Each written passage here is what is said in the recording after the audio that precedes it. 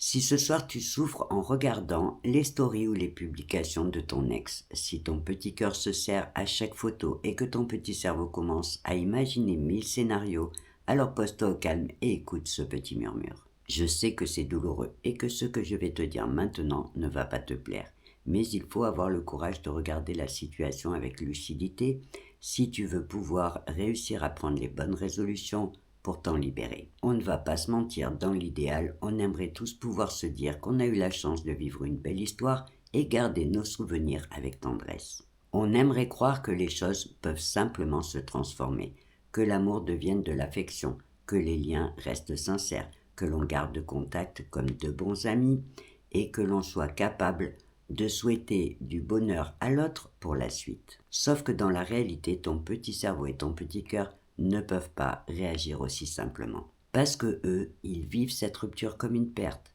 qui entraîne un besoin de sevrage émotionnel et une dualité entre ton petit cerveau rationnel et ton petit cœur. Des études ont démontré que lorsqu'on vit un chagrin d'amour, les mêmes zones du cerveau que celles impliquées dans la dépendance d'une drogue réagissent.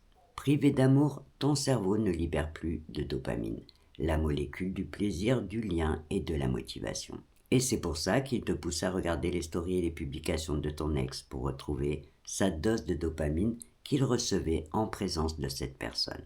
Sauf qu'à chaque fois que tu cèdes, tu nourris un peu plus ton sentiment de manque et donc tu entretiens ta blessure. En sachant en plus que ton cerveau va enregistrer les photos comme une preuve que ton ex continue sa vie sans toi, ce qui va renforcer ta douleur. Alors tu sais quoi? L'urgence maintenant, c'est de penser à toi. Parce que ton cerveau a besoin de ce sevrage émotionnel et d'une vraie pause pour reconfigurer ses circuits et arrêter d'associer cette personne à ton bien-être. Continuer à regarder la vie de ton ex de loin à travers les réseaux.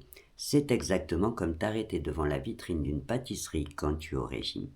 Ton cerveau va relancer les envies et il va finir par te faire culpabiliser. Tu entretiens ta douleur et tu nourris tes regrets. Alors ce soir, décide d'offrir toute ton attention à la seule personne qui en a vraiment besoin, toi.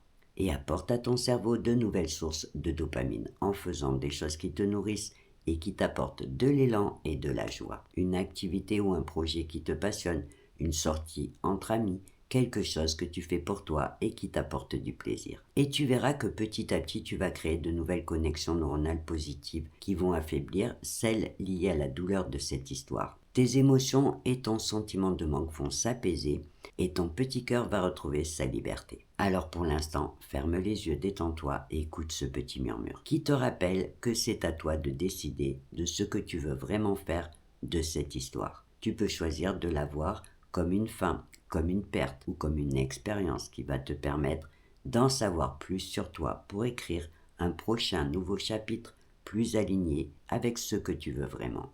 Et sur ce, belle nuit à toi.